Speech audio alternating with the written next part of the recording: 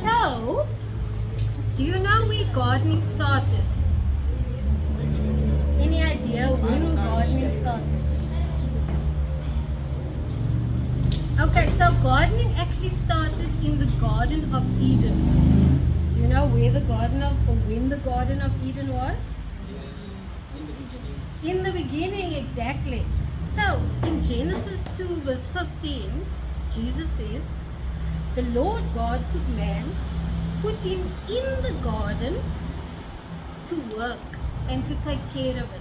So from the beginning, it is our duty as man to work in the garden and take care of it. Now, why do you think we must work in the garden?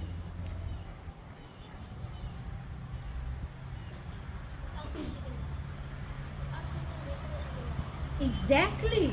So what do we eat? Or what do we need to live? Fruits and vegetables. And where do we get it? Yes, it starts in the garden. So what is important is that you need to start working in the garden. But there's more to it than just working in the garden. You need to understand how the garden affects you, how it affects your mind, how you interact with the garden. It's a very beautiful process that God started in the Garden of Eden. So, the reason, when in Eden, God taught lessons in the garden.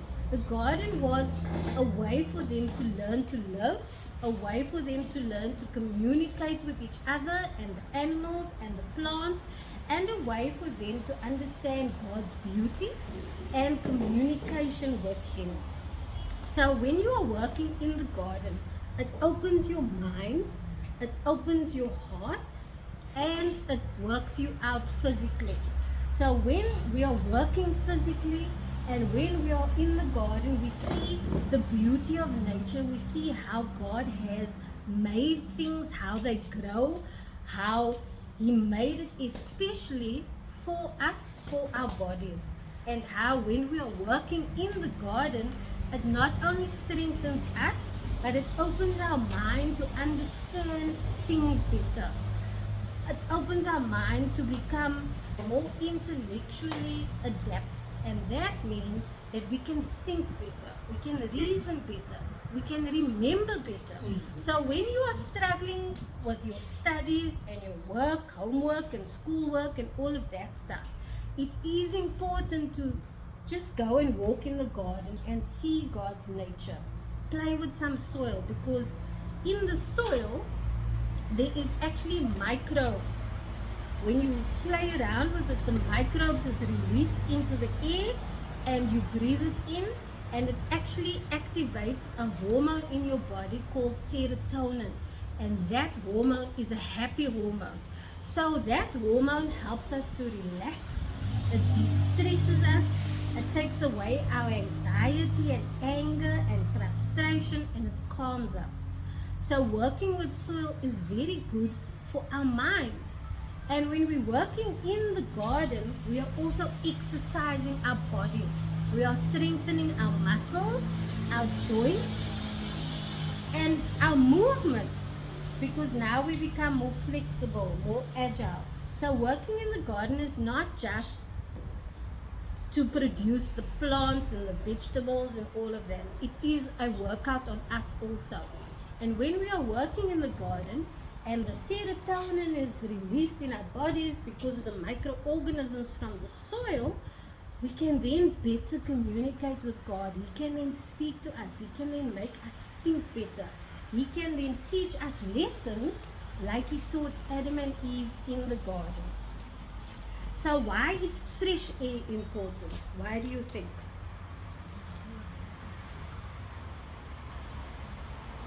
When you breathe in fresh air, you breathe in oxygen, and all your cells in your body needs oxygen to work properly, right?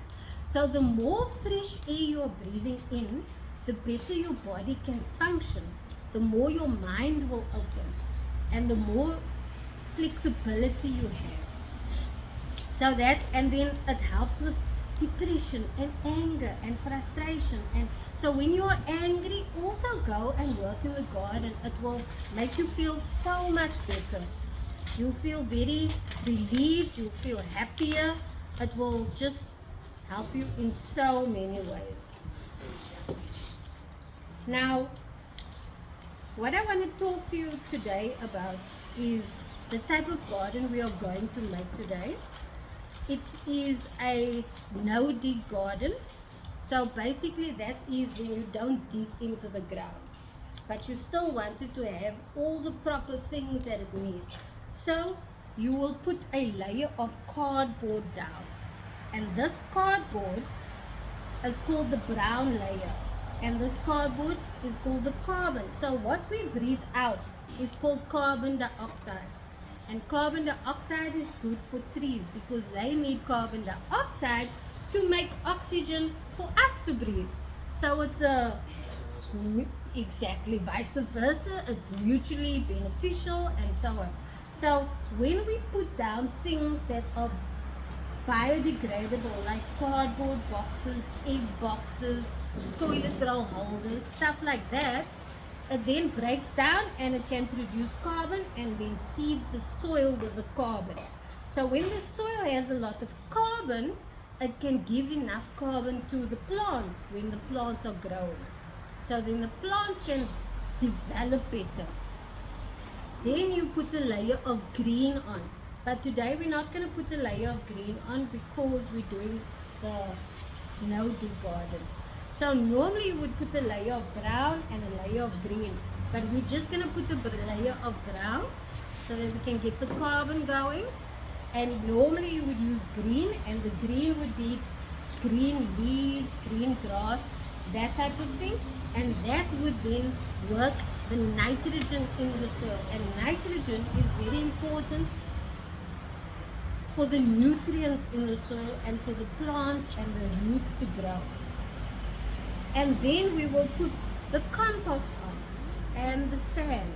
So that just basically is what soil is made of. It's a mixture of compost and carbon and nitrogen and all these things, right? So we will put that on the layer, on top of the layers, and then we will plant our seeds. Now, I want to show you different ways of how to plant so that when you go home, you know how you can plant for yourself. Because when you go home, you won't have a garden like this. You have to make a different type of garden. So you, as pathfinders, you have to learn to work with what you have. Because when we go into the time of trouble, we need to learn to be sustainable. And that means learning to see what is around you and what you can use when you don't have things. So if, for example, you don't have a watering can or you don't have a hose pipe, but you still need water to work in the garden, you can make different things. So I'm going to show you how to make a little water tap. It's called a pressure tap. And then I'm going to show you different methods to plant seeds, and then we're going to go into the garden. Okay? Right. So for a pressure tap, this is like a portable tap. When you don't have water near your garden, you need water, but you need to also wash your hands in between the different stuff you're doing. So with this, you will make a hole. But just be careful when you make this hole. You can use a scissor or a nail.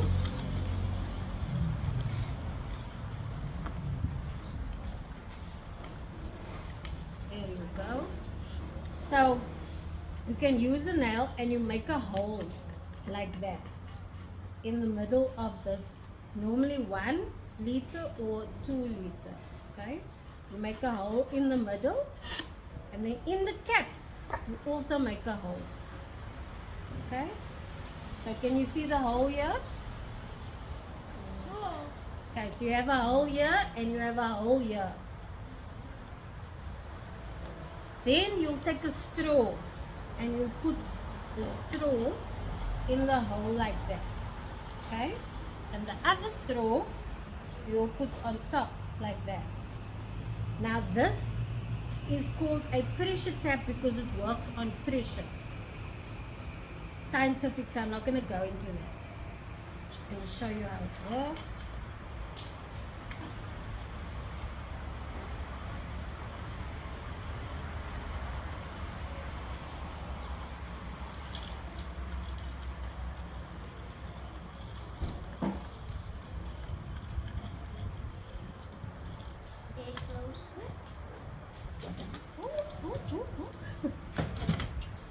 Sorry.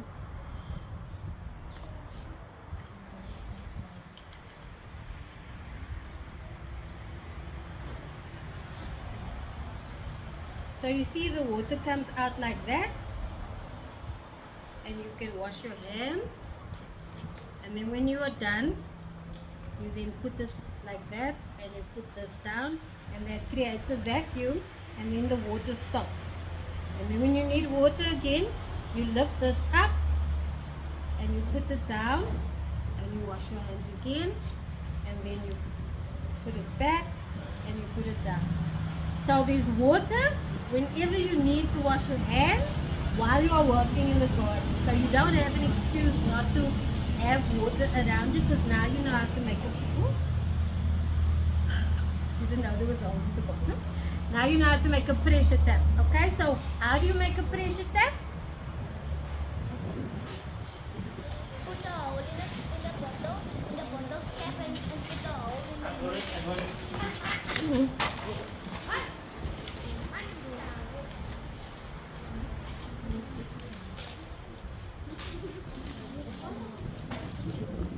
Okay, so like you were saying, you put the hole.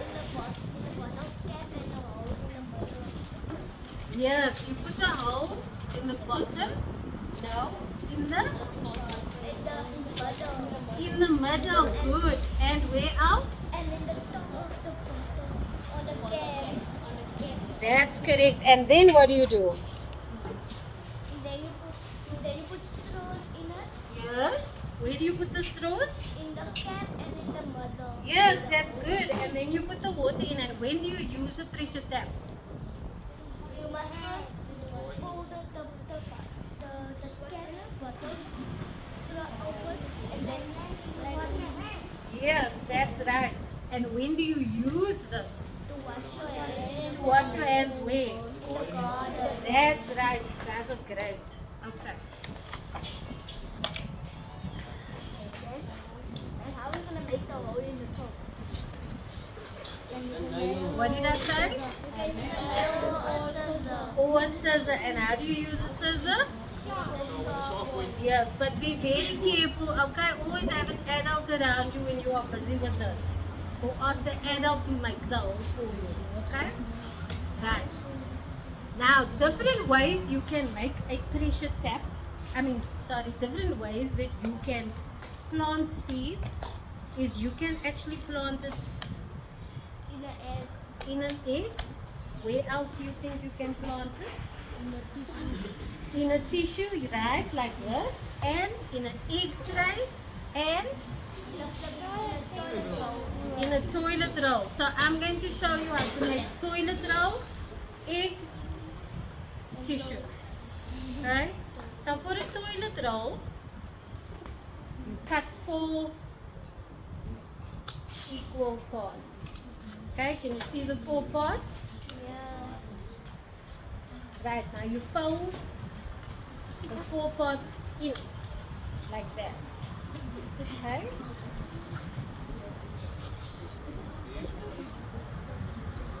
Fold it in like that. Can you see? And then you will put some soil in it.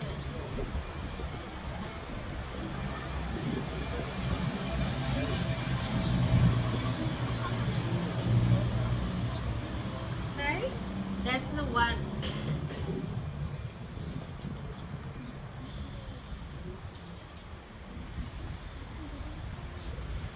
Eggshells. Now eggshells are very healthy for planting because the eggshells have calcium in, which is very, very good for the nutrient uptake for the plants for when they grow. So what you also do is you put it in just like that. Can you see? Okay. That's another way. And then you take tissues.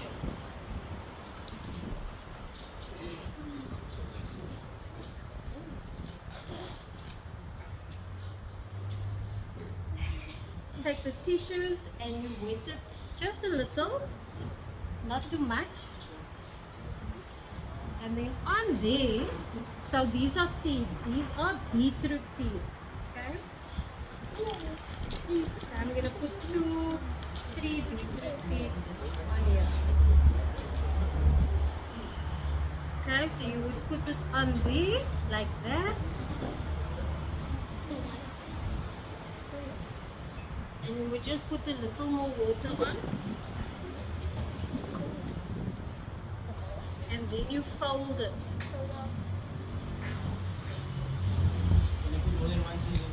Yes, I put 4 in, but you must space it like a finger between each other, space it.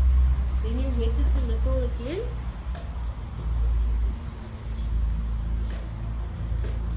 And then you fold it.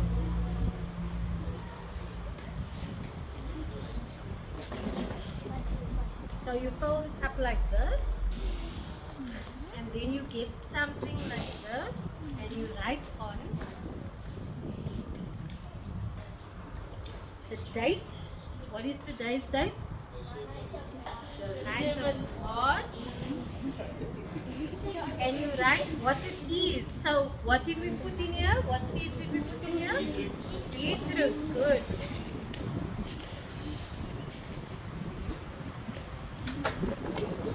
See there? Beetroot seeds.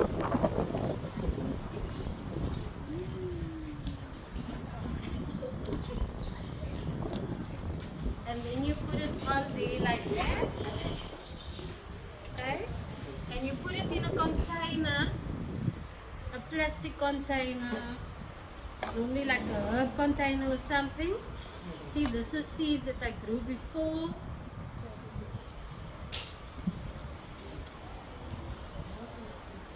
And you see the roots here?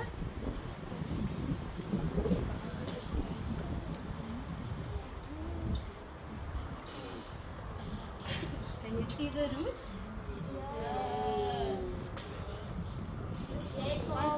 So that's how it grows. Okay? So what must you do every day? Give it water, that's right. So you put it in here. No. So you put it in here and this will act like a greenhouse. Who knows what a greenhouse is? Is where all the plants. Okay, so it can be glass, it can be plastic, it can be anything that will trap the sunlight in a little area so that the plants can have a lot of heat and moisture so that they can grow properly. Okay? How does the sunlight get in but it traps the sunlight? Because it's see-through. So it's either glass or plastic or something. So the sunlight will shine through here, and then because it's closed, it will trap the heat. Now because there's heat and there's moisture, condensation also takes place, which basically means that it's creating its own moisture because of the heat. Right? So now it will create a greenhouse effect, and that is the greenhouse effect. Sun, moisture, heat, circulates, condensates, and then it has a lot of heat. And that is like a tropical jungle effect. Okay, so this you have to water every day. Now, with the egg, you will also write on the egg.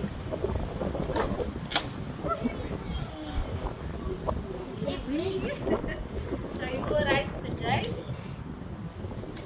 and what the type of seed. Okay?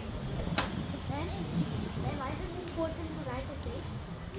So that you know when you planted it, because normally after 2 weeks, there should be a plant already growing. So when you plant it, you wait about 2 to 3 weeks, and then you will see the plant coming out, and then you can put it into your garden or into a pot plant. Right? And then you will just put another seed in here.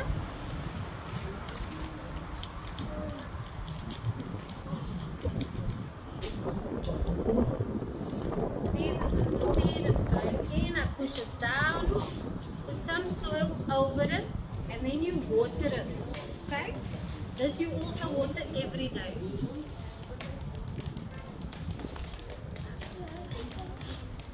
When you plant in a tray, an egg box tray, when you plant, okay,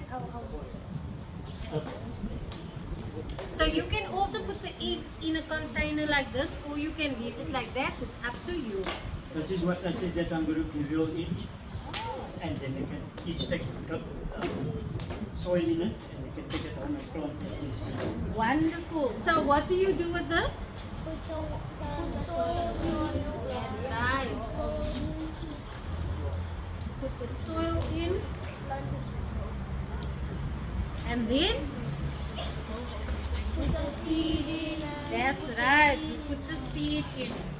By the plastic container. And what else do we do?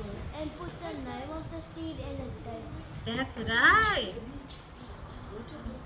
So we'll write on here again.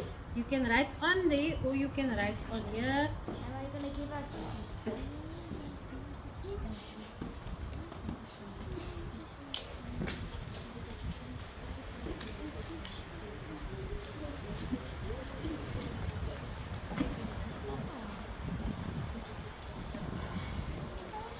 And there we go. Okay, so this will be your church's little plant. And you must look after this plant, okay? This will be what? What will this grow into? Beetroot. Okay. Now, how does beetroot look? Yes, it is round, which means that it grows in the ground. So will it be able to grow big in here? When the roots start growing, you put it into the ground. That's brilliant! So, when you see the leaves coming out, that means the roots are growing. Once there's about 4 leaves coming out of the plant, then you transplant it. You go and plant this into the soil so that the beetroot can grow big in the soil, right? Okay, great job. So now we're going to go and do the actual garden, and then I want you to explain to me what we're going to do.